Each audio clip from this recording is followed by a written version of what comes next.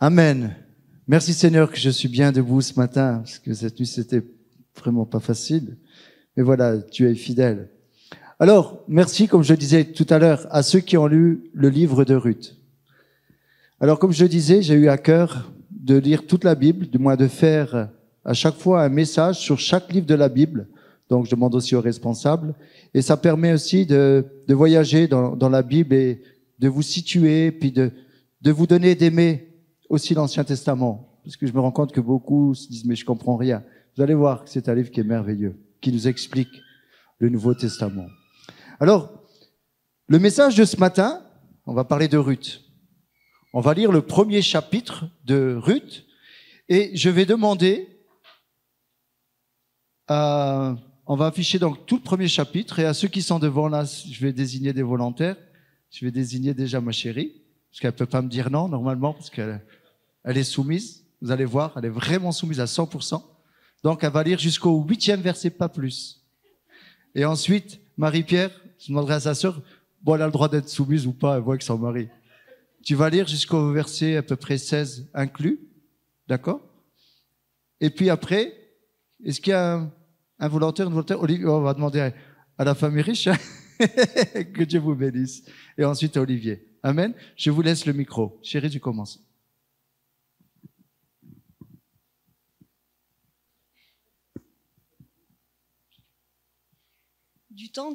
Du temps des juges, il y eut une famine dans le pays. Un homme de Bethléem de Juda partit avec sa femme et ses 2 fils pour faire un séjour dans le pays de Moab. Le nom de cet homme était Élimélec, celui de sa femme Naomi, et ses 2 fils s'appelaient Machlon et Kijlon. Ils étaient Éphratiens de Bethléem de Juda. Arrivés au pays de Moab, ils y fixèrent leur demeure. Élimélec, mari de Naomi, mourut, et elle resta avec ses 2 fils. Ils prirent des femmes moabites, dont l'une se nommait Orpa et l'autre Ruth, et ils habitèrent là environ 10 ans. Machlon et Kijlon moururent aussi tous les 2, et Naomi resta privée de ses 2 fils et de son mari. Puis elle se leva, elle et ses belles-filles, afin de quitter le pays de Moab, car elle apprit au pays de Moab que l'Éternel avait visité son peuple et lui avait donné du pain. Elle sortit du lieu qu'elle habitait, accompagnée de ses 2 belles-filles, et elle se mit en route pour retourner dans le pays de Juda. Naomi dit alors à ses 2 belles-filles, « Allez, retournez chacune à la maison de sa mère. Que l'Éternel use de bonté envers vous, comme vous l'avez fait envers ceux qui sont morts et envers moi. »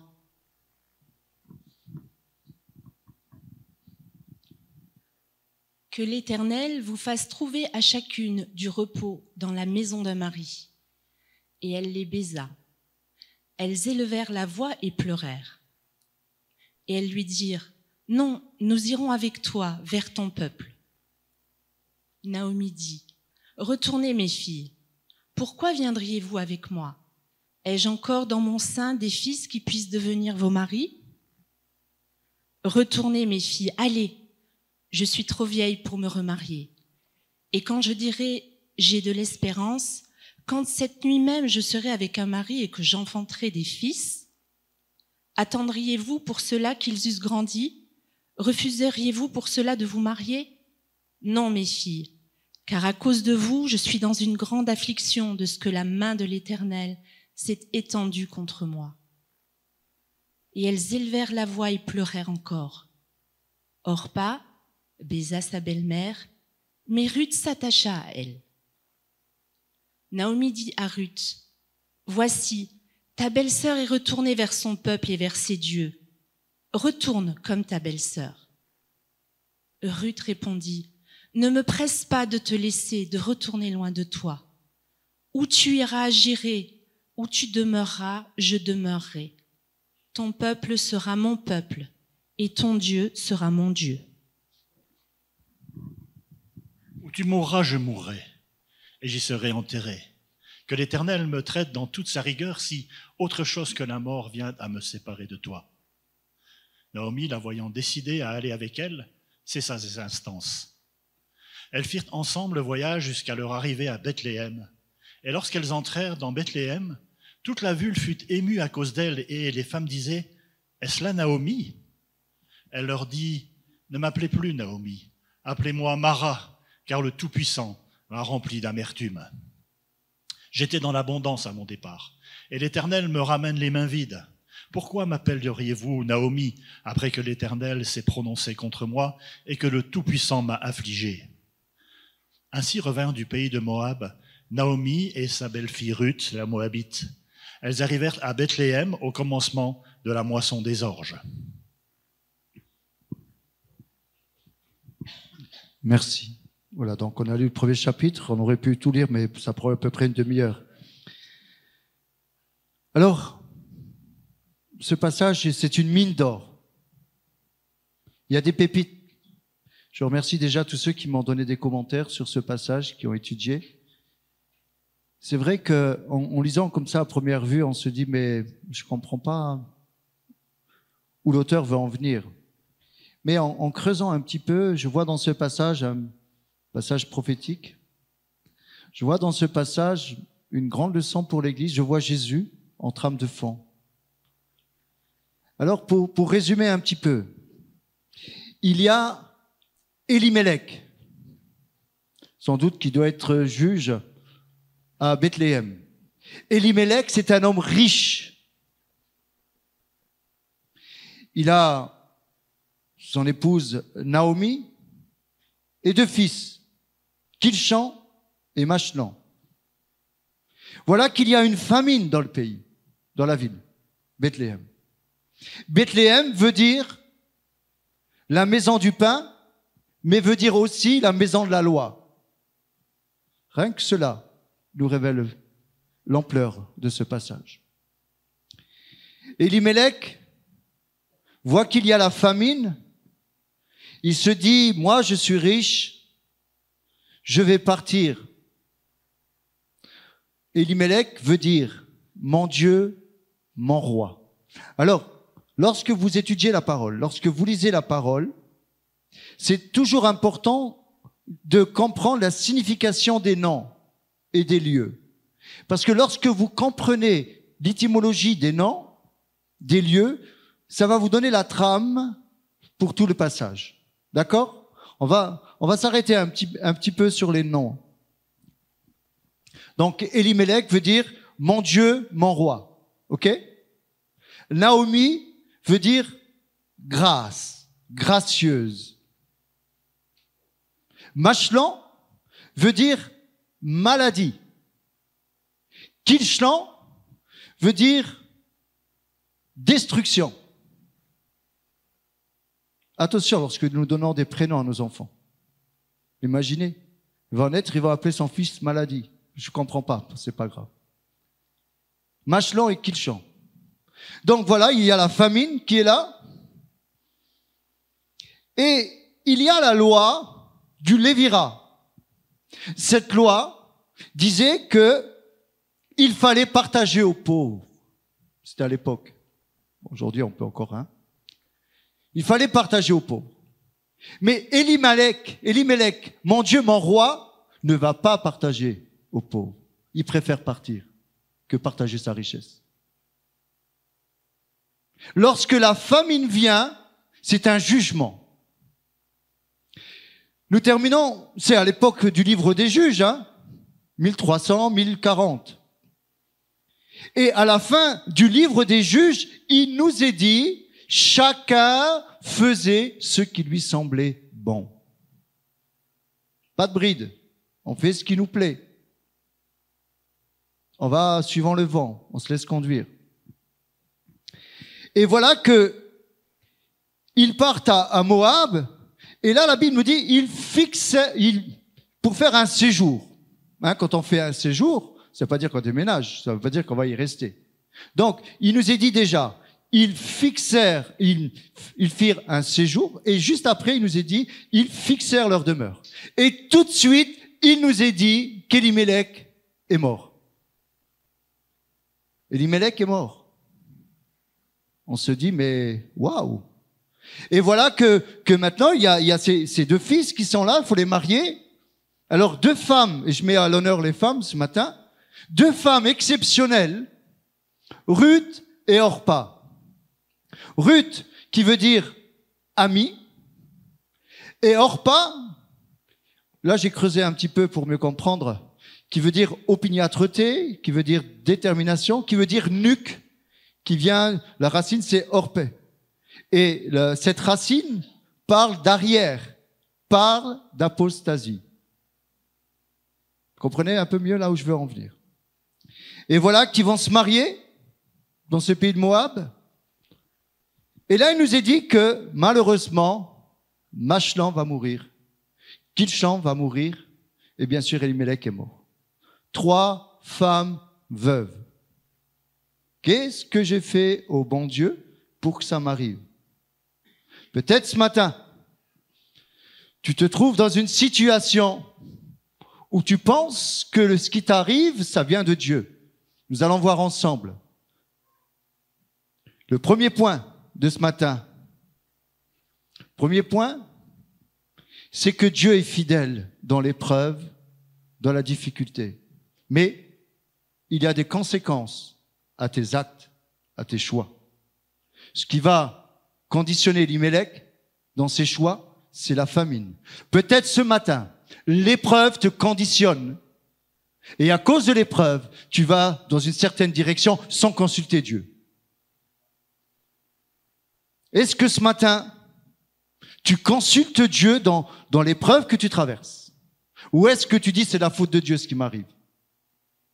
Non, c'est la conséquence d'Elimelech, mon Dieu, mon roi. Non. Alors voilà que dans cette famille, il y a le drame. Il se retrouve 3 veuves. Et là, Naomi se dit, je suis dans un pays étranger. Qu'est-ce que je fais là? Elle va libérer ses belles filles en leur disant, allez mes filles, vous avez été super. Retournez et mariez-vous. Il y avait des lois où disait que si Naomi avait à nouveau un enfant, bon, je rentre pas dans tous ces détails, tu le reprendras. Et là, Naomi dit, je suis trop vieille pour avoir des enfants, pour que vous puissiez vous marier. Allez. Et donc, elle baisa Orpa et Ruth. Et ils vont pleurer ensemble. Et elle dit, allez-y. Non, toutes les deux.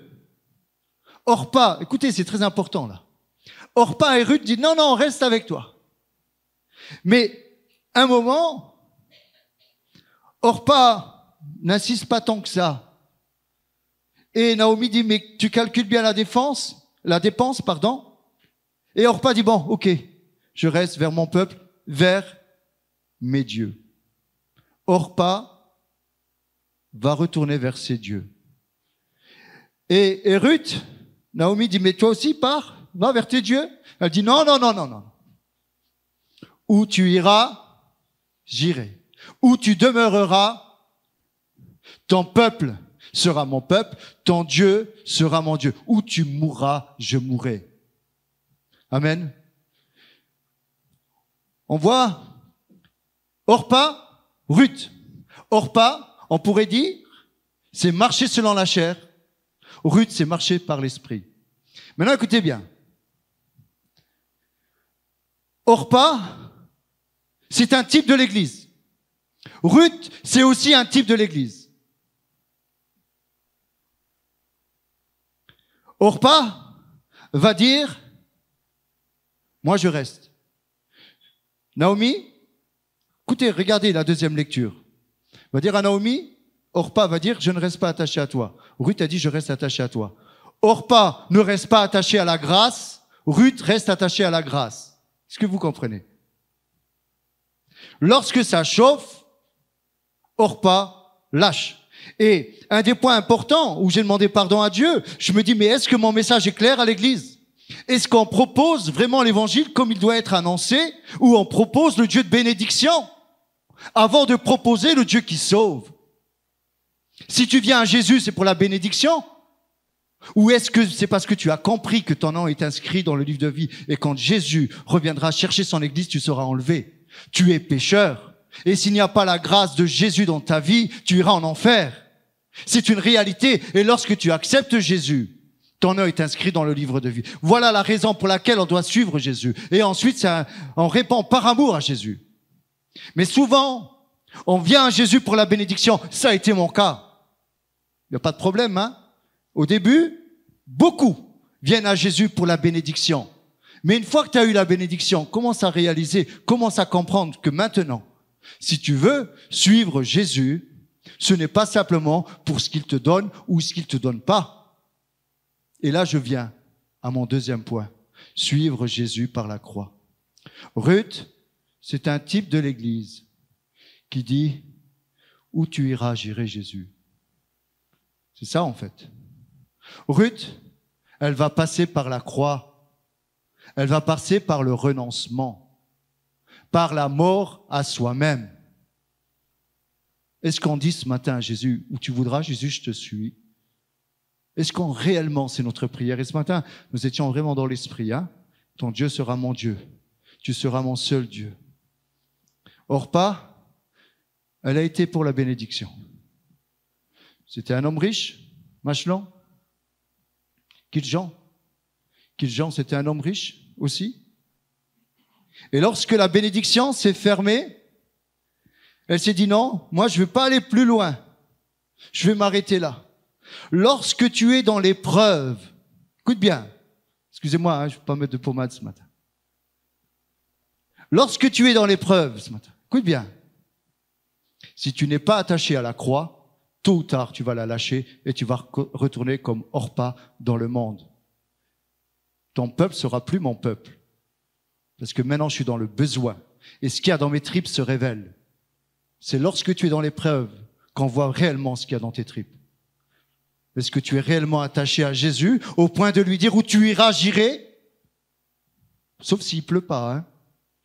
Sauf s'il n'y a pas de film ce soir. Sauf si j'ai pas d'imprévu. Où tu iras, j'irai. Et là, elle va se mettre en route. Ruth et Naomi. 80 kilomètres à peu près 7 jours ou un peu plus. Ils vont passer par des montagnes, des pentes escarpées. Ils vont devoir dormir et Ruth va rester attachée. Il paraît que Ruth, d'après la tradition, c'était une princesse avec Orpa. Princesse moabite. Et là, elle se dit, je lâche tout pour redevenir une pauvre, mais je ne te quitterai pas, Naomi. Je reste attaché à la grâce, quoi qu'il en est. Allez, viens, on va faire le chemin ensemble. Parce que moi, mon âme est attachée à toi. Moi, j'ai vu ton Dieu. Quand tu me parlais de ton Dieu à Moab, lorsque tu me parlais de ce que Dieu a fait en Égypte, ton Dieu, je le veux, ce Dieu-là. Et là, maintenant, ça y est, ils arrivent à nouveau à Bethléem. Bethléem. Retour à la source. Des fois, vous savez, dans notre vie, c'est comme le peuple d'Israël. On fait des grands détours où on va être fracassé, excusez-moi les termes, où on va être blessé par la vie, où on va perdre de l'argent aussi. On va perdre des années de notre vie, du potentiel de notre vie. Et là, en revenant dans cette ville, au point de départ, les gens vont la reconnaître. Les gens ne sont pas morts, hein. Elimelech, il est parti, mais il aurait pu vivre, hein, avec ses biens. Ceux qui l'ont laissé à Naomi quand elle est partie, sont toujours là.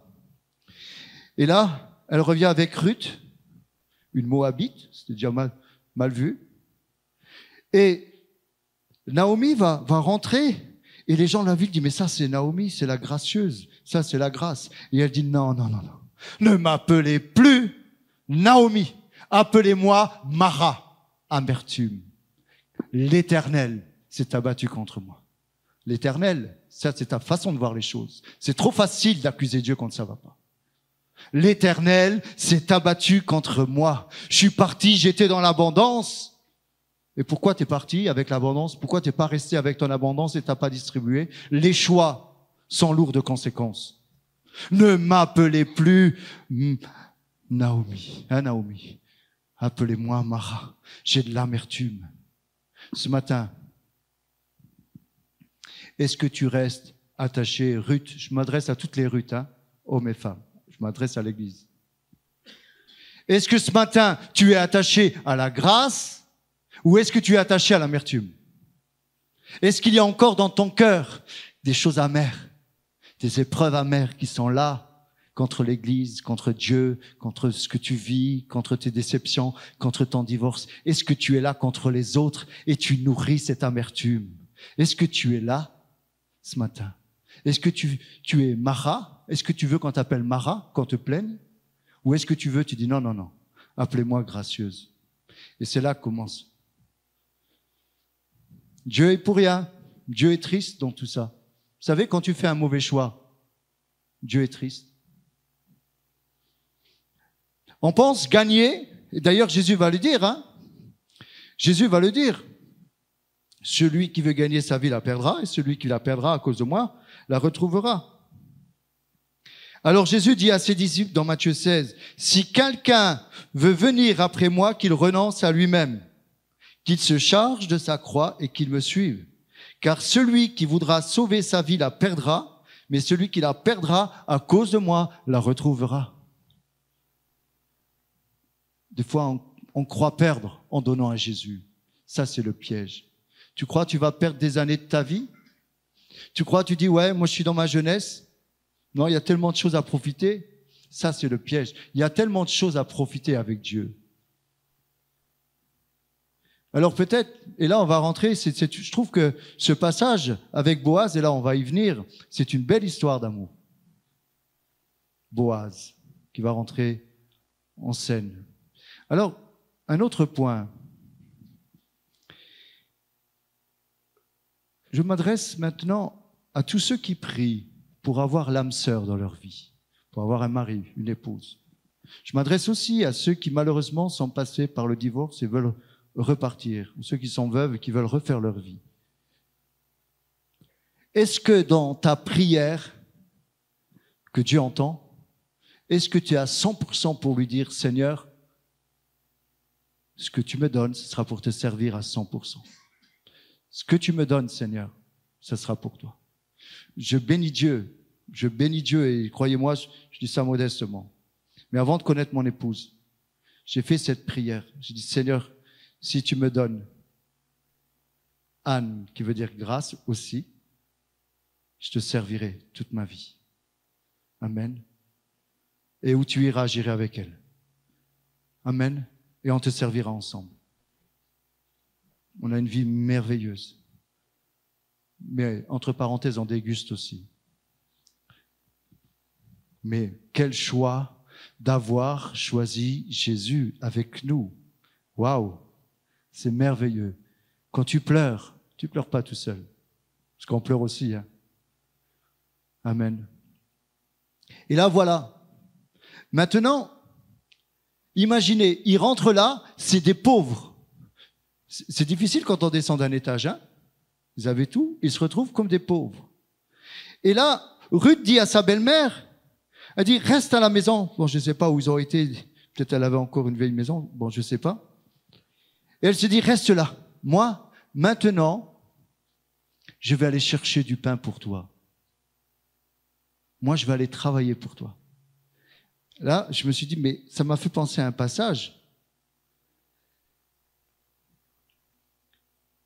Il nous est dit que la Moabite, donc elle était Moabite, et l'Ammonite, ne devaient pas faire partie du peuple de Dieu. Ils seraient maudits jusqu'à la 10e génération, parce qu'ils n'avaient pas donné du pain lorsque le peuple est sorti d'Égypte avec Moïse. Ils sont venus au devant pour avoir du pain et de l'eau, et le peuple a refusé. Et ensuite, ils ont même ce peuple moabite appelé pour qu'il maudisse Balaam, pour qu'il maudisse ce peuple. Et à cause de cela, ça a amené la malédiction sur le peuple moabite. Donc, ils ne pouvaient pas rester avec le peuple d'Israël. Mais là, on voit que Ruth, qu'est-ce qu'elle va faire? Elle va enlever cette réalité-là, dans le sens où elle va prendre du pain pour la donner au peuple. Spirituellement, est-ce que tu comprends? Elle n'avait pas droit. Et là maintenant, c'est pas la loi qui la dicte, c'est le cœur, c'est l'amour. Elle va en réalité prendre du pain chez un peuple étranger pour le donner à Naomi. Alors que au départ, elle ne pouvait pas. Alors elle va dans un champ et la Bible nous dit, le champ, il y avait la loi des Léviras où on devait laisser un peu de blé, d'orge et dans les coins et les pauvres devaient prendre. Et s'il y avait les ouvriers qui laissaient un tas de gerbes, ils devaient le laisser pour les pauvres. Donc Naomi savait ça en revenant dans son pays. Et là, la Bible nous dit, et là ça commence le regard de Dieu, par hasard, le champ dans lequel ils étaient, c'était le champ qui appartenait à un parent de Naomi. Vous voyez, quand tu commences à donner ta vie à Jésus, Dieu commence à te donner un petit peu de pain. Par hasard, ça commence par hasard. Le hasard, quelqu'un dit, s'écrit avec un grand D. Par hasard, Dieu tient tout dans tes mains. Et même si tu t'es trompé, il y a un plan B pour ta vie. Amen. Même si tu t'es planté, mais ne reste pas dans cette erreur. Allez, détourne-toi et reprends le chemin. Ce matin, il y avait une parole dans ce sens. Par hasard. Et là, elle va commencer à bosser. C'est une travailleuse. L'église de Jésus-Christ, c'est une travailleuse. Nous sommes des travailleurs. Elle va commencer à glaner, à prendre. Et elle va ramener ça à Naomi. Elle dit, tiens, regarde. Et elle se fait remarquer. Elle se fait remarquer par le propriétaire du champ, Boaz. Boaz qui est là et qui voit ce qui se passe. Il dit, mais qui est cette femme? Qui est cette femme? C'est une Moabite.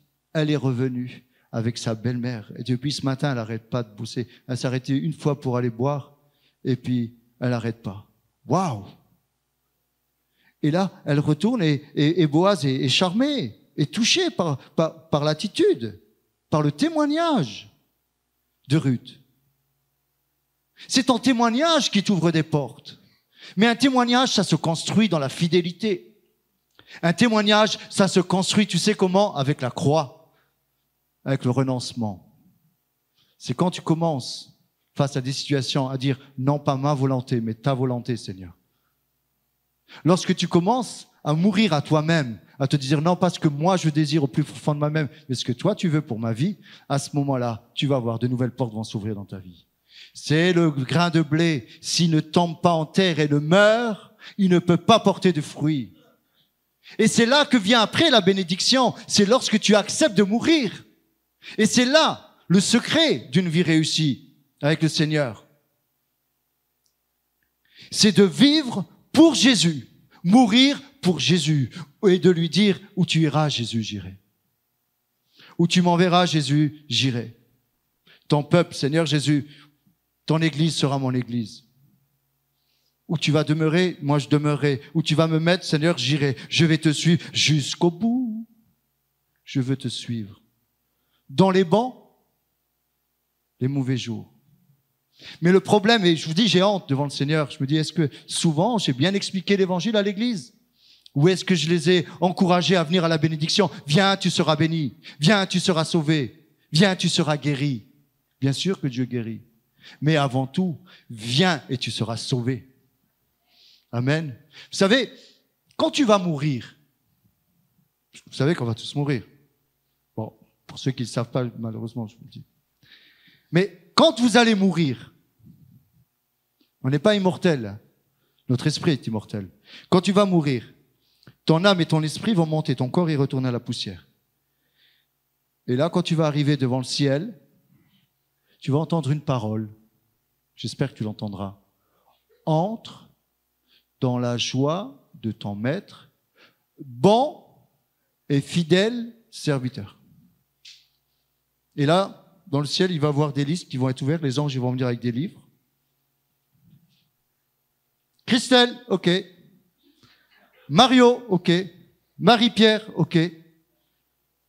Bon, il y en a qui s'y sont pas. J'ai visé personne. Ton nom est inscrit dans le livre de vie. Imagine-toi, plus de ces souffrances sur cette terre. Tu vas avoir un corps glorieux. Tout cela parce que tu auras accepté Jésus. Et là, tu comprends que tu n'as pas besoin de venir à l'église pour être béni. Donnez, donnez-moi, Dieu vous le rendra. Donnez-moi, donne-moi, Seigneur. Non, tu viens pas. J'allais dire, tu viens pas pour recevoir, tu viens pour donner. Si tu commences à comprendre cela, qu'il y a plus de joie à donner qu'à recevoir, tu vas être béni. Je le disais modestement, et croyez-moi, je ne me prends pas la tête. Avec mon épouse, tout ce que je demande, Dieu me donne. Même des choses que je ne demande pas, Dieu me donne. On avait besoin d'une grande voiture, on a une voiture. On a besoin d'une maison, Dieu nous a donné une maison. Mais j'en ai rien à faire de toutes ces choses. J'en ai rien à faire du matériel. Ce qui est important, c'est que ce matériel soit au service de Dieu. Et là, il va me donner encore plus de matériel. Moi, je me rappelle quand on a commencé à construire la maison, ma femme me dit, non, mais c'est trop. Qu'est-ce que les gens, ils vont dire? Je dis, non, on va mettre des colonnes. Tout ça. Oh, des colonnes! Et des balustres. Dieu, il était en train de me dire, mais non, tu vas voir comment je vais te bénir. Il a permis que je rencontre un architecte. C'était pas Patrick, c'était un grand architecte de Belgique. On est devenus amis. Il nous a fait 3 maisons, il nous a fait au départ. Il avait fait les plafonds à 3 mètres avec des portes de 3 mètres arrondis. Je dis, oh là là, il croit que je suis Rothschild ou quoi? Il avait poussé, alors que nous, on était avec ma femme, nous, on veut des plafonds à 2,50 mètres, puisqu'on sortait d'un HLM. On veut des petits trucs comme ça, on veut pas que ce soit trop vu par les... Et Dieu me dit, mais non, mon fils, c'est moi qui va ouvrir un peu pour toi. Et je bénis Dieu. On a construit par la foi. Et on a pris de très bons matériaux. Mais on était fauchés, on n'avait pas de sous. Par la foi. Et Dieu nous a bénis. Et aujourd'hui, quand on fait les réunions de cellules à la maison et qu'on se retrouve des fois très nombreux et que la maison, elle vit, je dis gloire à Dieu, Seigneur, tu as permis que ce lieu soit pour ta gloire. Mais c'est rien, ça. C'est rien. Mais dans notre cœur, il n'y a pas de plus grande joie que de voir que tes enfants marchent dans la vérité. Et ensuite, lorsque Dieu nous donne cette grâce d'avoir des enfants et de les voir servir, on est comblé. Mais vous savez, je vais vous dire un secret. On dit, oui, mais toi, t'es béni, t'es béni. Oui, mais avant de nous marier, on s'est mis à genoux, on a dit, Seigneur, si tu nous donnes quelque chose, ce sera pour toi. Et quand ma femme était enceinte, on priait, Seigneur, si tu nous donnes cet enfant, ce sera pour toi. Si tu nous donnes un 2e enfant, ce sera pour toi. 3e enfant, ce sera pour toi. Tout ce qu'on a appartient à Dieu. Et voilà une vie réussie. Mais on ne suit pas Dieu pour la bénédiction. On suit Dieu par amour. Et si ce matin, tu te décides à suivre Dieu par amour, à laisser tes blessures, à laisser tes amertumes, est-ce que tu es attaché à Naomi ou à Mara? Est-ce que tu fais partie ce matin de Ruth ou de Orpa? Vous savez, c'est au fruit qu'on reconnaît l'arbre. C'est simple. Il y aura tôt ou tard un moment dans ta vie, tu auras des choix à faire qui vont te coûter. Tant que ça ne te coûte pas, tu peux venir à l'église. Mais lorsque tu vas devoir te positionner, de dire, moi je suis un enfant de Dieu, moi j'appartiens à Christ, et si tu es mal vu, si tu es mal jugé, qu'est-ce que vous pensez que Ruth a pensé lorsqu'elle est venue dans ce pays d'Israël, à Bethléem? Les gens l'ont jugé, c'est le Moabite, mais les gens ils connaissaient la loi. Ils savaient qu'elle n'avait rien à faire là. Mais son témoignage a changé les choses. Amen. Et là, voilà, pas aller trop loin, mais... Et donc là, maintenant, elle commence, elle est repérée par Boaz. Et Boaz lui dit, reste là, ne va pas dans d'autres champs. Et elle va lui donner encore plus. Boaz, il va lui donner encore plus d'orge. Elle va ramener à Naomi. Naomi dit, mais tu sais que c'est un de mes parents. Il a droit de rachat sur toi, sur moi, sur le terrain. Boaz, c'est le type de Christ. Ruth, c'est l'Église. L'époux va se marier avec son épouse qui est Ruth. Boaz cherche une Ruth qui lui dit « Où tu voudras, j'irai, où tu iras, j'irai. » Amen. Voilà l'église que Jésus cherche. Et Boaz, il a le droit de rachat. Nous avons tous été rachetés par Boaz. Et Naomi va lui dire « Tu vas y aller dans le champ, la nuit, tu vas découvrir ses pieds, tu vas te mettre à ses pieds. » Et ça, c'est une demande en mariage. Parce qu'il avait un droit de rachat. Et là, on voit la délicatesse de Ruth. Elle va découvrir ses pieds. Aujourd'hui, excusez-moi, mais vraiment, excusez-moi, je vise personne. Mais aujourd'hui, les filles auraient sauté dans son lit. Non, excusez-moi. En plus, il était friqué. Il avait le champ. Il dit comme ça, j'ai tout. Non, non, non, délicatesse. Non, je vais me préserver. Je vais faire les choses propres. Ça manque aujourd'hui, la sainteté. Est-ce que tu te préserves avant ou tu rentres comme l'esprit du monde? Vous n'avez pas l'habitude d'entendre ça, mais c'est pas grave. Et donc là, elle va à ses pieds. Preuve d'humilité. On est au pied du Maître. Est-ce que ce matin, tu es au pied de Jésus? Est-ce que tu le laisses te couvrir par son aile? Il a droit de rachat sur ta vie. Ce matin, peut-être il y a des choses qui ne vont pas dans ta vie. Laisse Jésus te racheter de ta vaine manière de vivre, de tes péchés. Il a droit de rachat sur ta vie. Et là, au matin, Boaz, il dit, mais ce trait, ce que tu viens de faire, me parle de ce que tu es. Tu n'as pas cherché des jeunes, des riches, tu es venu parce que tu as compris que j'avais droit de rachat sur toi. Et il va lui donner encore du blé, de l'orge. Et elle va retourner vers Naomi avec tout ce blé, tout ce pain, toute cette abondance. Je termine. Ensuite, ils vont à la porte de la ville. Et là, Boaz dit, il y a aussi un de mes parentés qui a droit de rachat sur le terrain. Et il dit à Ruth, tu sais, il y en a un qui a un droit plus que moi, je vais le consulter. Boaz, ce n'est pas Elimelech. Elimelech, mon Dieu, mon roi, il n'a pas respecté ce qu'il fallait faire. Mais Boaz, lui, va respecter. Il va dire, moi, je suis la loi. Moi, je suis la parole de Dieu. Je veux faire les choses bien. On va faire les choses dans les règles. Est-ce que tu mets ta vie en ordre ce matin? Est-ce que tu mets ta vie en règle ce matin? Est-ce que tu te sanctifies? Est-ce que tu veux faire les choses selon la loi, selon la parole de Dieu? Si oui, tu verras. Tu vas commencer à entrer dans une autre dimension. C'est la dimension du blé qui meurt. Il faut que tu meurs. Et après, ça sort. C'est ça, en fait, le secret.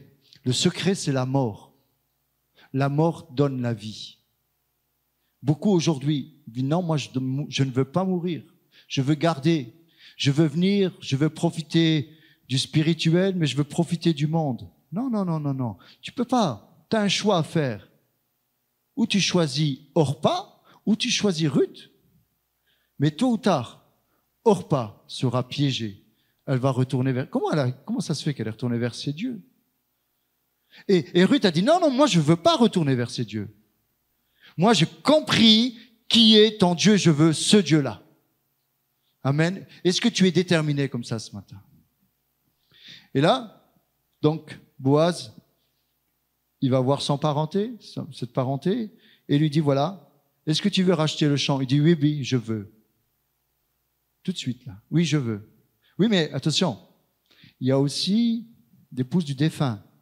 Et la loi dit que pour ne pas perdre le nom de Machlon d'Elimelech, tu dois aussi la prendre. Ah non, moi je la veux pas. Je veux le terrain, mais je la veux pas. Je veux la bénédiction qui me ramène le blé, mais je veux pas cette femme. Je ne veux pas travailler. Il y a une réalité spirituelle. Et Boaz, il dit, OK, maintenant, on va se marier tous les deux.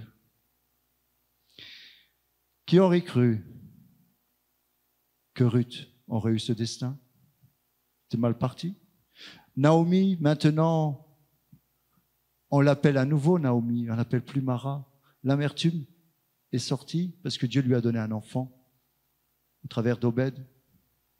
qui va être le grand-père de David, le roi David, de la généalogie de Jésus-Christ.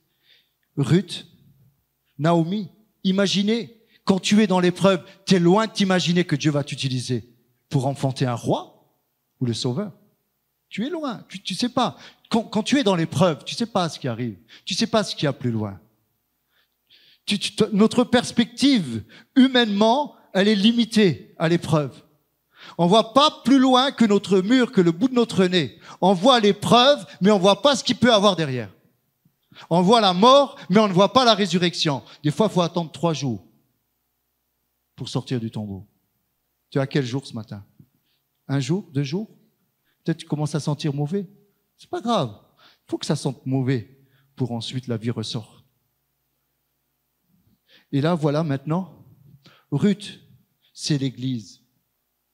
Ruth, elle n'a pas simplement eu un peu d'orge, elle a eu ensuite, progressivement ça s'est fait.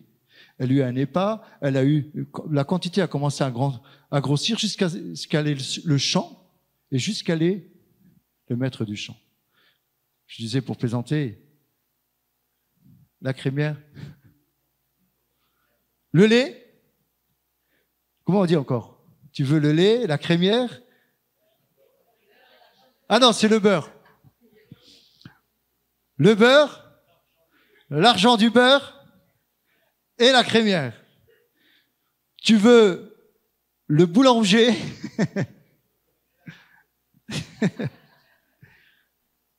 Retour à la maison du pain. Retour à la maison de la loi. Voilà la bénédiction pour ta vie ce matin. Est-ce que tu retournes réellement? Tu peux te tromper dans la vie, mais tu peux te repentir et repartir. Amen. J'invite les musiciens à venir.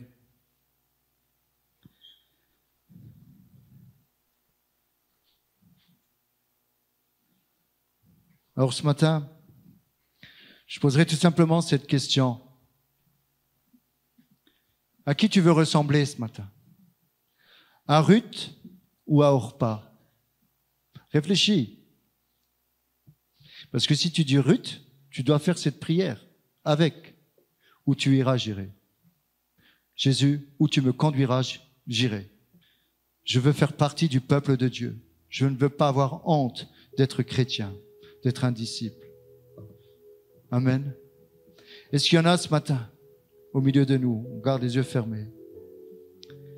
Est-ce qu'il y en a ce matin qui sont peut-être dans la souffrance, dans l'épreuve, et peut-être ils se disent, je n'ai pas de perspective aussi du mariage, je prends de l'âge, j'ai personne, Seigneur, tu m'as oublié dans un coin.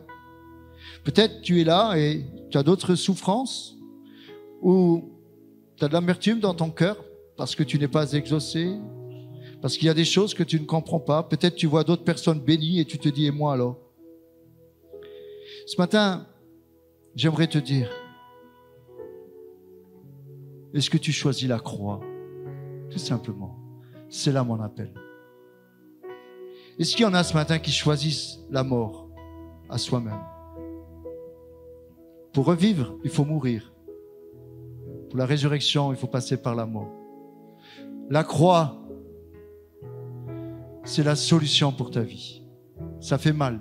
La croix, c'est quoi la croix? La croix, c'est l'instrument de mort. C'est un instrument qui fait mourir et qui dit ma volonté ou non ma volonté. C'est ce que Jésus va dire au Père.